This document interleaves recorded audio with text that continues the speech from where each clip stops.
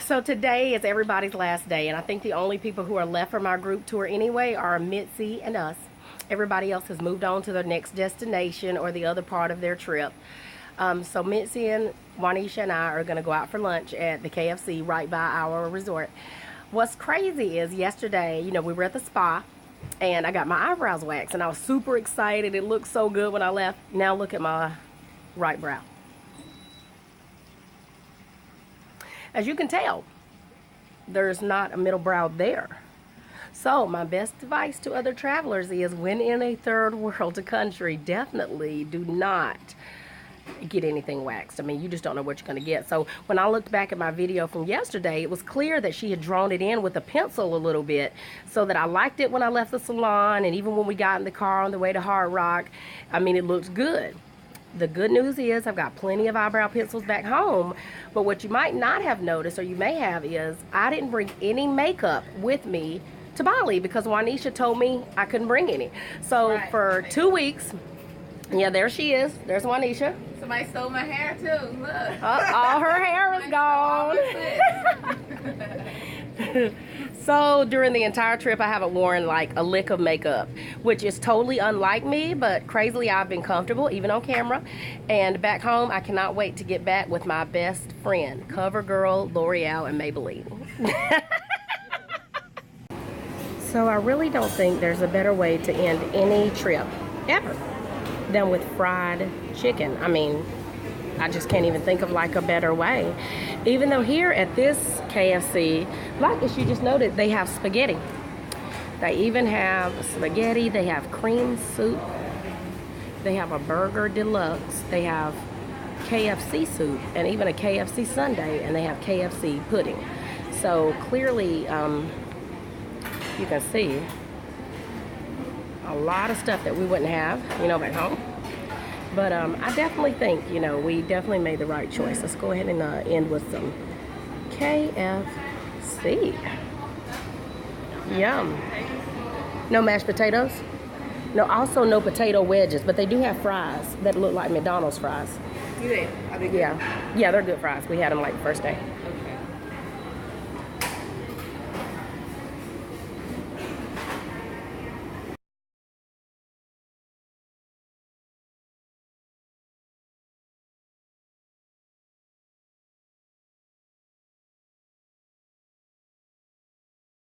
So as we prepare to check out of our hotel and get on our flights back home in just a few hours, there were some things that I really thought about that I just want to make sure I remember. When I decided that I wanted to take a sabbatical, I remember the first time I ever heard the word sabbatical. I was pregnant with Caden, my second son, and at the time, my OBGYN doctor couldn't get me in because she was gone on a sabbatical. So I remember thinking, wow, like doctors are taking these long trips and doing self-discovery, and that must be so nice to get to see a different part of the world. And I think she was gone for a month, and I remember thinking, wow, a sabbatical. I had actually Googled the word to find out, what it meant and what it was, and I remember being in awe, that somebody was doing this. I thought, wow, I mean, how privileged and how fun that would sound. Years later, fast forward to like about 3 years ago, I was diagnosed with lupus. During that time, ironically, it was the same time that I'm actually here in Bali. It was almost the exact same dates. What's crazy is I was in the hospital for 18 days. I'm going to be in Bali 18 days. So what's crazy was when I looked at the parallels between the two, I knew it wasn't a coincidence because I don't believe anything happens by coincidence. I think everything we do is already aligned by the universe and predetermined for us. And we're just destined to live like a beautiful path as long as our energy is positive and we exude, excuse me, positive activity and energy and love into the universe. We'll reflect it back in our lives, which has definitely been true for me. So, whenever I was in the hospital about 3 years ago, I got diagnosed with lupus. I was in there for 18 days. It was the best thing that ever could have happened in my life. I think before then, I loved life, but I wasn't necessarily living it. Now, I not only love my life, but when I think about something that I want to do, I don't doubt myself. I don't doubt my ability to do it and accomplish it. I know that if I want it, it's not even about making a plan as much as it is about making a decision. The decision I made after I got out of the hospital was that I was definitely gonna, you only live once. I was just gonna YOLO the rest of my life. Whatever came up that looked good, that seemed like it was the positive path for me, and there was a light at the end of that tunnel. I was gonna go toward that light. And I think the most amazing outcome has been that all it took was that decision. The stars aligned after that. Like everything I've wanted, I've been able to get.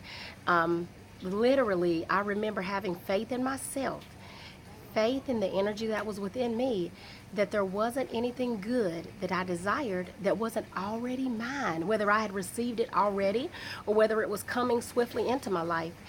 And I remember when I decided that this was going to be the summer that I did a big jump and took a sabbatical, it all had to do with me turning 35. I remember thinking 70, anybody over 70 is probably old. So I was like, 35 is about the middle of my life. And I felt like at 35, it was a good opportunity for me to take the compilation of experiences that I've already had and to decide what I would learn from them and what I would take with me from them, as well as to take snapshots of my future that I wanted and to just practice visualizing those snapshots and feeling gratitude for them because they're already mine, whether I've gotten those things or not.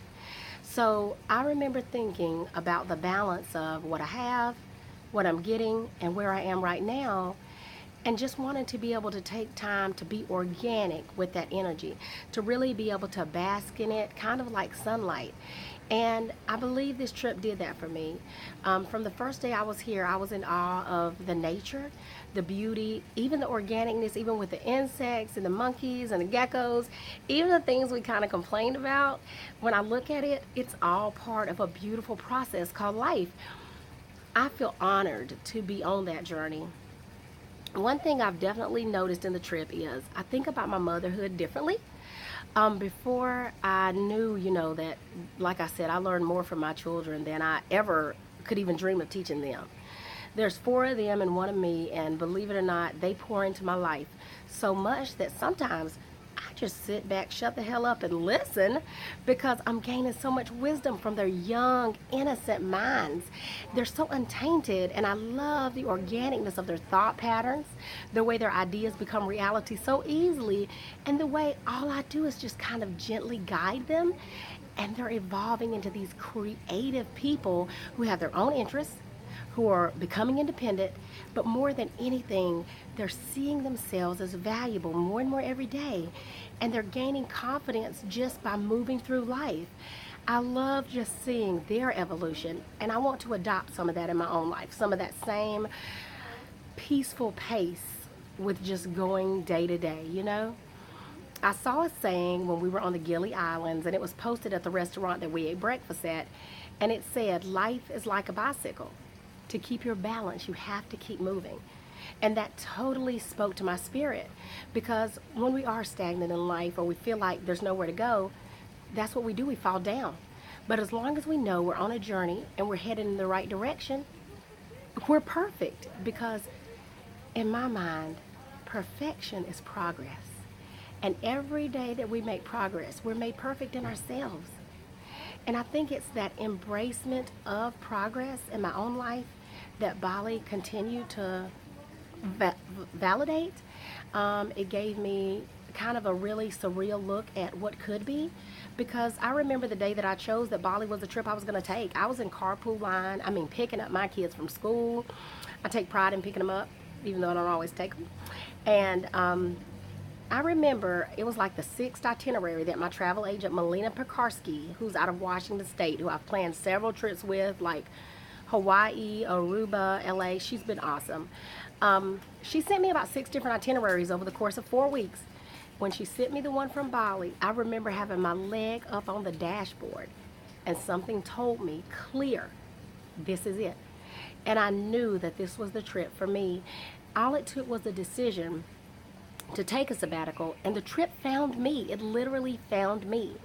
So instead of me trying to put together the puzzle of how I was going to do it, where I was going to do it, and when, it found me once I made that decision. And so I feel so grateful to be able to complete my journey here and to be able to bring back so many valuable lessons that I've learned from nature, from the universe, just from traveling and having these different experiences, because it was just so many different moments here that were like aha moments, because we're so Western minded and we are from a first world country.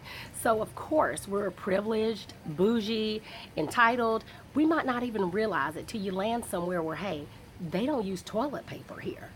You know, just the little things that we think, you know, are things that we would do naturally here. Since the culture is different, they're not missing anything, but they don't need the same things we think we need. So I think it's been enlightening, educational, but more than anything, it's given me a renewed sense of gratitude. I'm so thankful of everything that's happened in my life, the good and the bad, because they're the same. They're experiences. And every experience I've had an awesome chance to learn something new, to take on my journey. And instead of bagging it up and becoming a bag lady, it's weightless. I just toss it into the universe, and all the good from it comes back to me. And anything I don't need, I leave behind.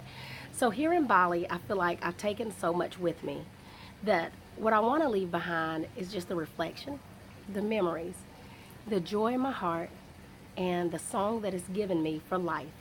I think it's really given me a zeal, a new energy, a grand perspective that no matter where we're located on the universe, it's up to us what we take.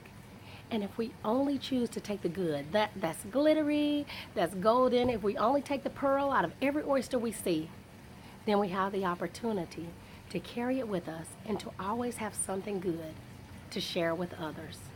I appreciate everybody who's tuned into my channel, and I think it's just been awesome knowing that I've been able to share these experiences.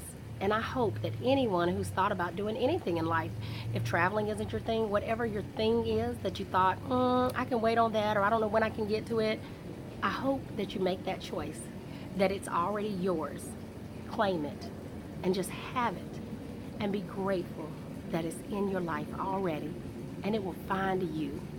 And if you're like me, you might even find yourself in paradise. So I'm going to show a little bit of our way home, getting on the plane and doing the international flights. And like I said, it's just been a joy to be able to share my joy with friends and family. So we're at the airport now, getting ready to take our international terminal. And we're actually going to be flying into Seoul, Korea. So we're just following our luggage, which it's crazy because I swear we brought back like 50% more stuff than we came here with. And we really did like a ton of shopping. Ooh, it'd be really embarrassing if I fall off here while I'm filming. So there's our bags. And we're just going to head on in. We picked our seats and did pre-check-in when we were at the hotel. So I think we should be good to go. We both got aisle seats, which should work good and give us a little bit more leg room, hopefully. So on the way here, I nested my bags and actually only brought the red bag, and I put the giraffe printed bag inside of it so that I could bring the red bag back home with all the stuff that I bought. So it worked out really well. Here's the inside of the airport here in Denpasar, Bali.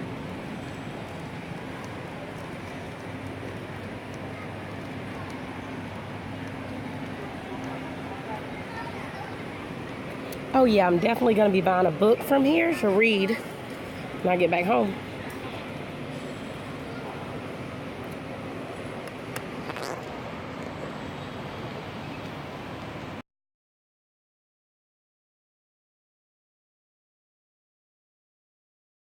So now that we've made it through customs, which was like 89 steps long, we're in the duty-free shopping area, and they're like determined to make you buy stuff in here.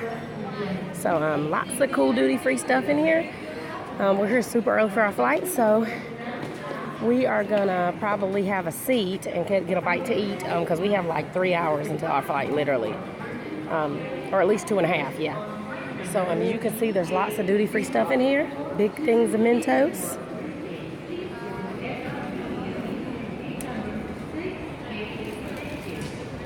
Yep, so this is Bali's Denpasar International Airport. Ooh, Burberry. Just our style. How did they know? Oh my goodness. Oh, Gucci too. Sister stores just for us. What do you think, Juanisha? Gucci? You gonna pay for it?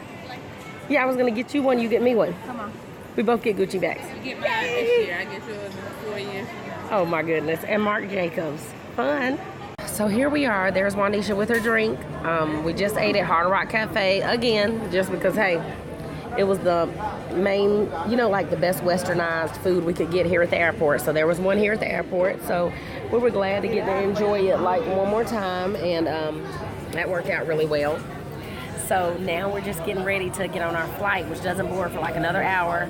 I'm super sleepy because it's like already 10 o'clock here and our flight leaves at 11:30 p.m. So I will definitely be ready for an in-cabin nap once we get on our flight, which is through Korean Air. We had a great experience flying with Korean Air on the way here, and so I'm sure we'll be the same and very comfortable on the way back. So we're about to board our flight and we are so sleepy. We cannot wait to board. There's Juanisha. Sleepy. Yep, sleepy, ready for naps.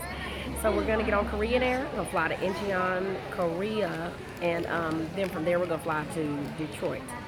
So we're gonna get on the plane in just a minute. We're just waiting here at our terminal for our plane to board. So should be lots of fun. We should get a really good nap, and I'm definitely looking forward to that. It's only about a 7-hour flight to our next destination where we transfer planes. So we'll see how that goes. So now we're on board the flight, and I'm gonna sit right here next to Juanisha in 45.